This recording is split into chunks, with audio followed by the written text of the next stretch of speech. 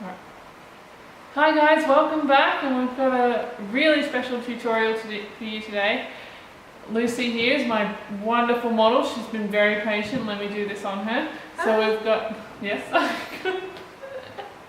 so we've got a top knot boho type look with a beautiful purple, green, orange glitter combo on the eye. Definitely right for clubbing and those big nights out.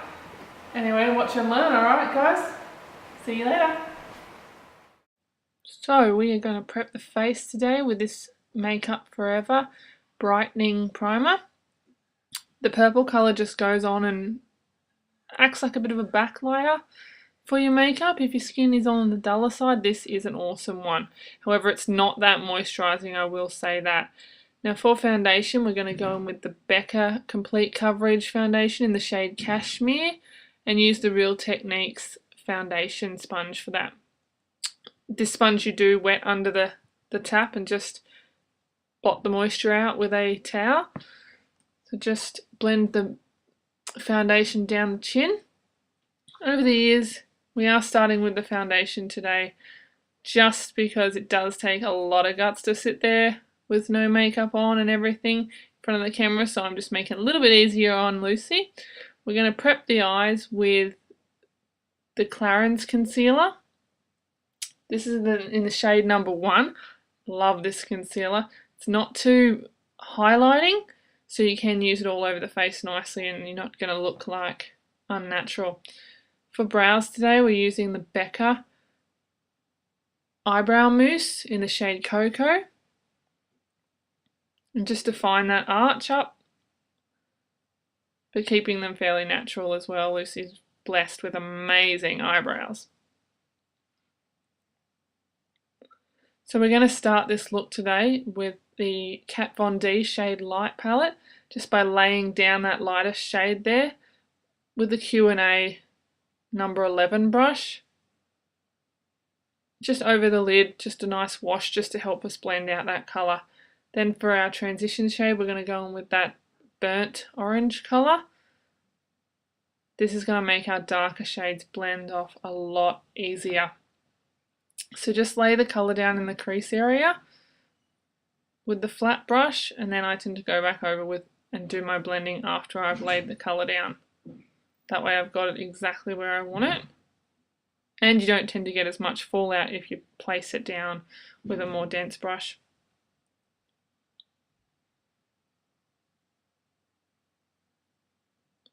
So this is the Sigma blending brush, and we just blend and blend and blend until we can't blend anymore, till your hand hurts.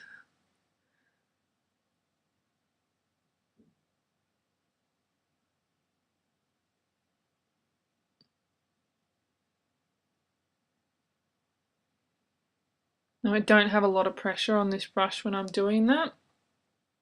It's just a very light dusting. So then we're going to go in with this cooler brown and pop that just underneath where we put that warmer shade. That's going to create the depth for those purple and green shadows to cling to, so that you get their true reflection and they look deeper, because sometimes the brighter shades can look a little bit chalky if you don't lay a darker colour underneath them. And again, just go to town with the blending. You will lose a little bit of the density of the colour, but that's okay because we don't want this to be a big black smoky eye. We do want those colours to be able to shine through.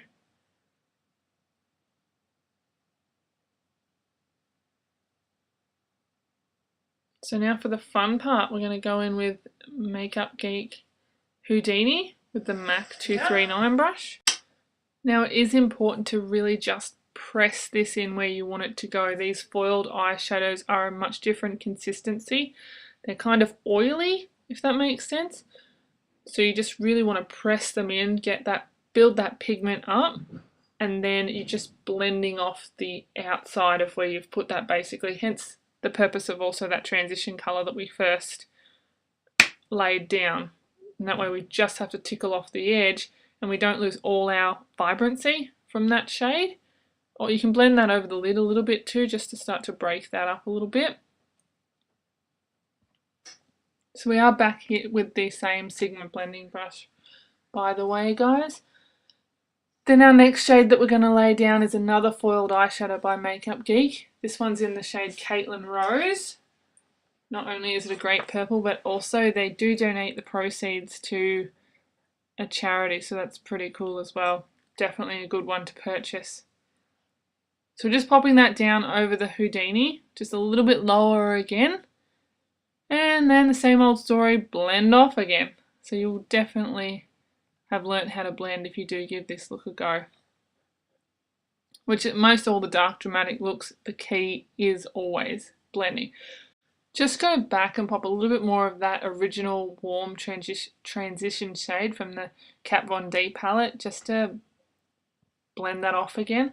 Now this is the Becca Opal Shimmering Skin Perfector that I'm just laying down here just to give our glitter a little bit more of a base to hold on to.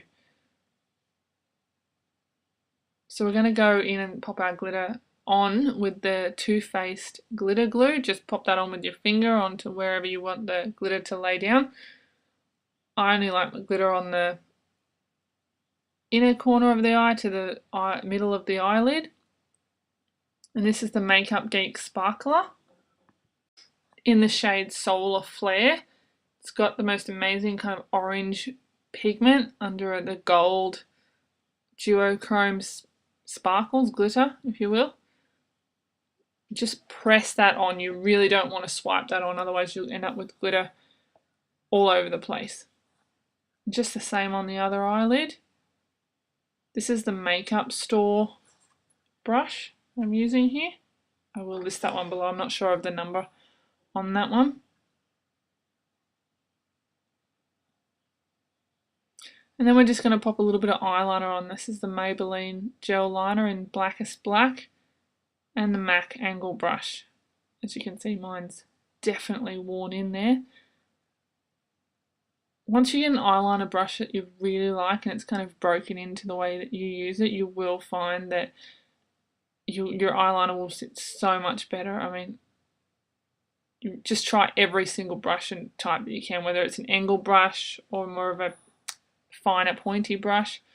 With this, guys, we're just trying to lay this on the right on the bed of the lashes, not trying to flick it up or anything else like that, because I don't want to elongate Lucy's eyes too much. It tends to just make it look a little bit too theatrical on her eye shape.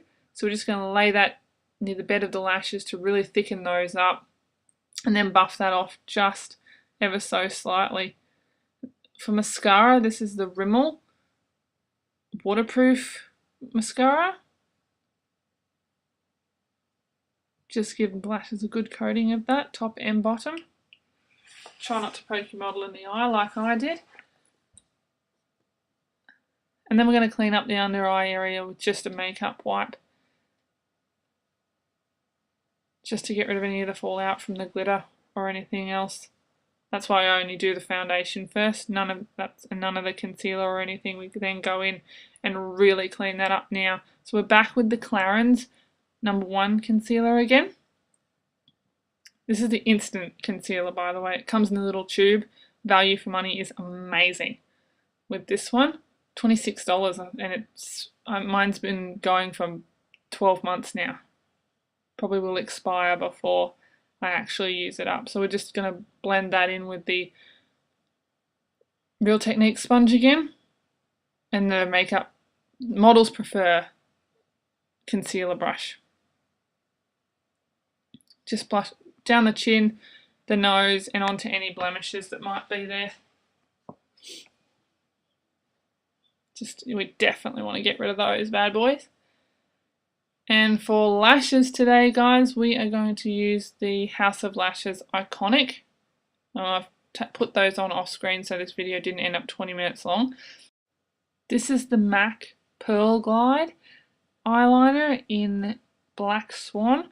It's got a tiny bit of a navy sparkle to it. It's just going to go really nicely with the eyeshadow that we've used today. So just back in with that MAC 239 that had that leftover product in. I didn't go and pick up any more, just buff out that outer corner, just to smolder that out a little bit, connect it all up. So we're going to set the face now with the Becca mineral powder and the Real Techniques multitask brush. Just press that into the skin nice and lightly. You don't want to brush too hard because we have got that foundation and concealer on there. Just press that all over, T-zone, down the cheeks, and don't forget to put it where you're about to lay that bronzer, because your bronzer is going to go on so much nicer if you have set that area. So for bronzer, we're going to use the Becca Shade and Light bronzer. We are using the lighter side on this one because she is a fairer skin tone. And we are contouring with that shade, just dropping that just below the cheekbone there. Just creating a little bit more shape to the face, down the neck, under that cheekbone. Shape that out a little bit more. And just blend it off. Just into the temple area to give that some shape, and the same on the other side. For blush today, we're going to go in with the Becca Souffle in the shade Lychee Opal, and just on the apples of the cheeks, and blending that back up towards the cheekbone. This one's really slightly creamy, so just be very light-handed on it. Now for highlighter, this is the Becca Opal highlighter and the Sigma highlighting brush, and just dust that on the top of the cheekbones on both sides. And last but not least, this is the Bite Beauty Luminous Lip Cream in the shade Restina. Just keeping the lip really neutral, because we don't want to take away from those dramatic eyes. And there you have it, guys, the finished look. So Lucy's going to pucker up and just zooming in and out. And there is also going to be a tutorial up on the hairstyle that she's wearing. So thank you so much for watching, guys. I hope you enjoyed it. Thanks.